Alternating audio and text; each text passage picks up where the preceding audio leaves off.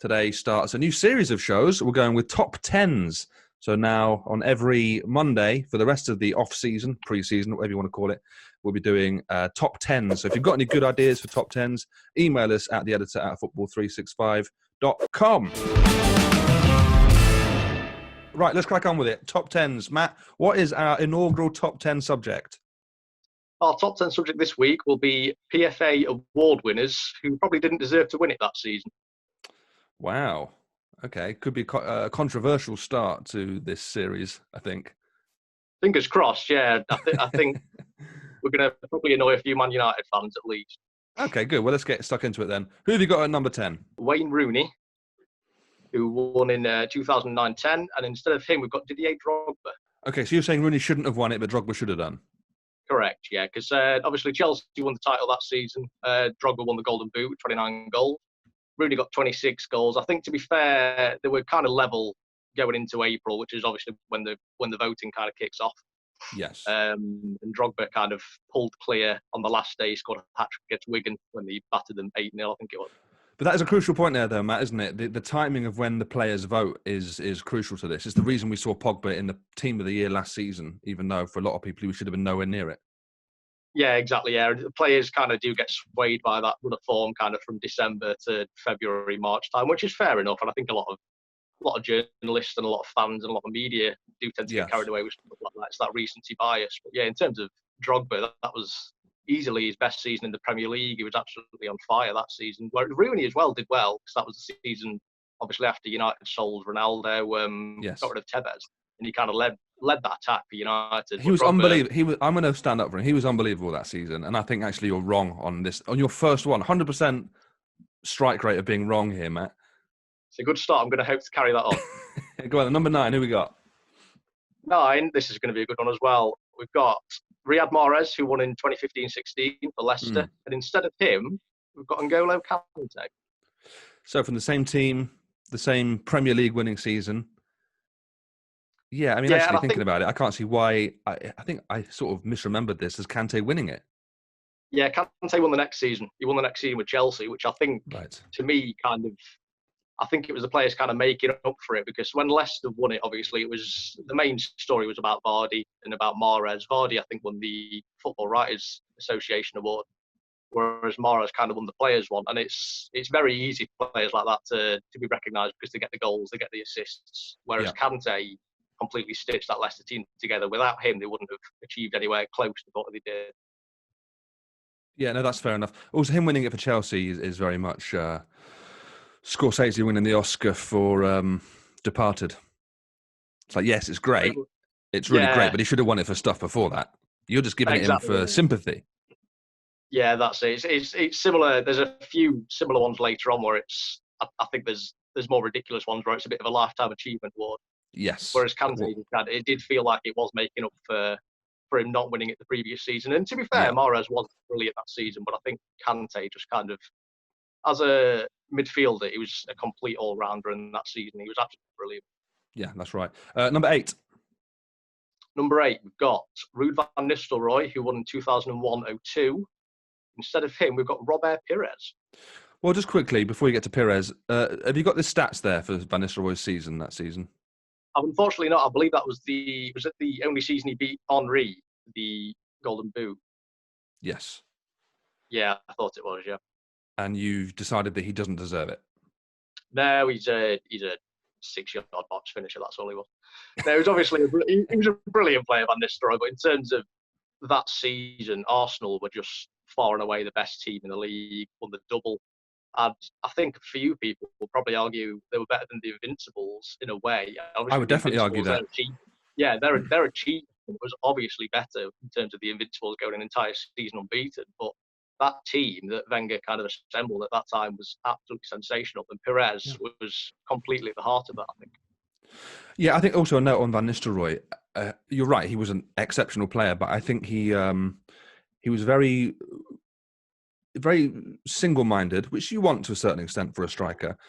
But he stood out in that United side because he was so selfish. And yet United sides, both before and after, probably were better sides as a result of not having someone like Van Nistelrooy in that side. Do you know what I mean? Like, there's a reason Ferguson sacrificed him. And when he brought Ronaldo through, obviously, it was a case of either building a side around Ronaldo, who's the younger, probably more versatile, obviously better player in terms of Van Nistelrooy, who's proven. But when they got the offer from Real Madrid, I think it was 2006, wasn't it? He'd produced in the Premier League, and there was never any doubt in terms of he was clearly at that level and one of the best strikers in the league. But I think there was some times where he kind of performed. His performance was to the detriment of United, I think, overall. Yeah, I agree. Right, number 7. We've got to rattle through these, Matt. Yeah, feel free. Steven Gerrard, we've got in 2005-06. Instead of him, we've got Frank Lampard. That won't wind anyone up, will it? No, not at all. And in terms of Gerrard, because obviously he won it, I think it was 3 weeks or so before the FA Cup final, which is obviously, that's the iconic moment you remember Gerrard for in that season. So it came after the voting had completed, and that season he was good that season. It was his best goal scoring season to that date. But in terms of Lampard, it was the same for him. I think he scored 16 goals that season to Gerrard's 10. Obviously, Lampard had better players around him, but he was a better player that season. So, not content with them not being able to play together, you've now actually pitted them against each other in this top 10. Yes, I'd have Gareth Barry as second that season. Yeah, fair enough. Number 6 now, we've got Les Ferdinand in 1995-96. Celez. Instead of Celez, we've got Eric Cantona. Remind us, Les Ferdinand at that point was at Newcastle, right? Yes, he was. He got 25 goals that season. He kind of led that attack. He finished third in the Golden Boot Stakes. Shearer got 31, I think it was, for Blackburn, who had kind of tailed off by that point. Yeah. And Robbie Fowler got 28 for Liverpool. But in terms of, because Cantona, I think, only got 14 goals that season, but in terms of what those goals meant, and he was never a player to judge on goals anyway. No. But in terms of what those goals meant, he scored, I think it was something like 10 goals in the running from March until the end of the season. 5 of them were in 1-0 wins. He scored the opener in a Manchester derby that they won 3-2. He scored in a few draws and stuff like that. And United only won the league by 4 points, but Cantona kind of made up that deficit completely. When he came back from that ban, and obviously he had a bit of time to get back into form and play himself back into the team, but when he hit that run of form, he was absolutely sensational, and he was the difference between United and Newcastle that season. Yeah, all the goals he seemed to score that season meant something, didn't they? Even the game he came back to, the first game was Liverpool at home in that 2-2, and I think immediately had an impact on the game. And he's just also one of those players that you just, even if you don't like him or don't like United, he's just someone that you have to admire. Right, number 5. Number 5, we're going old school now. We've got a couple from the pre-Premier League years, so this will test you. We've got, in the 1988-89 season, we've got Mark Hughes, who won. And instead of Mark Hughes, we're going for Alan Smith. Okay, very good. I mean, everyone's turned off by this point. You realise that. Football didn't exist before the Premier League. We've completely misjudged the audience for YouTube. So why Alan Smith? Alan Smith, he won the Golden Boot that season for Arsenal, who won the title, their first title in 18 years. He scored 23 goals for Arsenal, and the only other player who got double figures for them that season was Paul Merson, who got 10 goals. So in terms of that, he completely led that attack. It's a similar thing for what we said for a few of them. And I know it's difficult to just say this player shouldn't have won the award. It should have been the player who scored the most goals. But when you do that for the team that wins the league, and you do it to such an extent that you're kind of doubling everyone else's goal tally, I think it says a lot. Whereas Hughes won it off the back of 14 goals for United. Again, he's a similar striker to Cantona, that you can't really judge him on his They're not prolific, yeah. Yeah, he was never a top scoring striker, but he was good that season, and he'd just come back from Barcelona and that loan at Bayern Munich. Yeah. But United themselves finished 11th that season, so it was a strange one. It kind of stood out in terms of a bit further back before the Premier League. It stood out as a bit of a strange one. Yeah, well, you would only been a young man at that point, wouldn't you? What, 20, 25? Yeah, that's right. Yeah, just approaching 30 at that age. Yeah. Right, number 4. We've got David Ginola, who famously won in 1998-99. Instead of him, we've gone for, strangely enough, a Manchester United player. We've gone for Dwight York. The Dwight York ahead of Ginola. So tell me what happened with Ginola that season. Why was he given the award? He didn't do much. And I know, because I was a kid at this stage, so I don't remember a great deal. So a lot of it is kind of watching it from highlights and stuff. And I know a lot of, especially Spurs fans, will remember it completely differently. And it's obviously, as a supporter, you remember different aspects of a player's game and stuff like that. But for Ginola, I think he scored his first goal in April. He only scored 3 Premier League goals all season. He got a couple of assists. Obviously, they won the League Cup as well, and a lot of it was to do with Spurs' domestic cup runs. They got to the semi-final of the FA Cup. He scored that famous goal, obviously, against Barnsley with that memorable run and the finish. Yes. And he scored a goal and assist against United in the League Cup quarterfinals as well. Do you know what? Ginola winning this award for Spurs has absolutely escaped me. It is a blind spot in my football knowledge. I don't remember this happening. I have no recollection of it whatsoever. It was a season, obviously, United won the treble. So it was a season where... How are you not going to give a United player that... Yeah, it was a season where all their votes were split. That was the problem. And I think Ferguson's main issue, because Ginola won the Football Writers Award as well, where they've not got that same problem. They can vote for whoever they want, and they still voted for Ginola. So that must say something. Obviously, as a 8 or 9-year-old kid, I'm an idiot, so I won't know. You might remember more in terms of how Ginola was that season. No, as I said, blind spot. 3, 2, 1. Let's do these quickly. Right, 3. We'll rattle through this instantly. We've got, because it's the 1975-1976 season. We've got. What are you talking about? What are you talking about? I don't know, Mark. Pat Jennings conceded 63 goals and he was the Player of the Year. So I just decided, no, I'm not going to accept that anymore. Who do you want instead then in 1965? We've got Jerry Francis, Mark. We've got Jerry Francis. Thank God. So yeah, we'll go straight on to number 2, shall we? This will get the views up, won't it?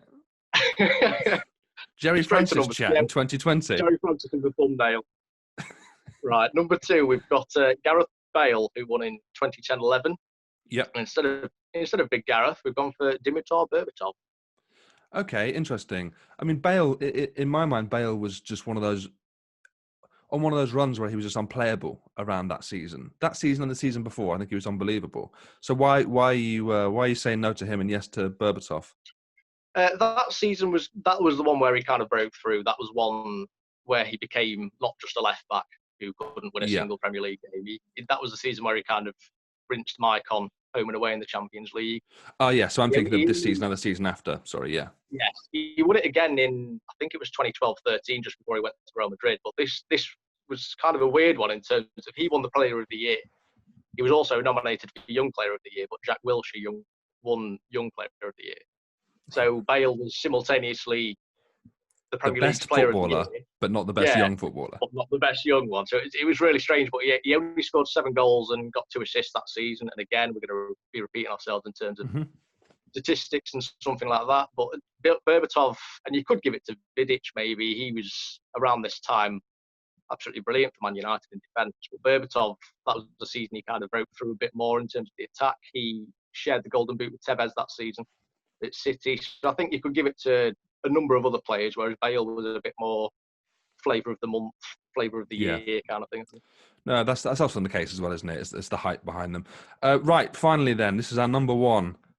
Who's the number 1 player who you think should not have won the PFA Player of the Year, but did? Now, this is the big one. This is the one we've alluded to before. This is... Is it going to be something mad? Is it going to be Trevor Francis, someone like that? It's the 1970s one. No, it's the 2008-09 season, and it was when Ryan Giggs won the one-time Lifetime Achievement Award for PFA Player of the Year. What was I saying earlier? This is exactly Scorsese.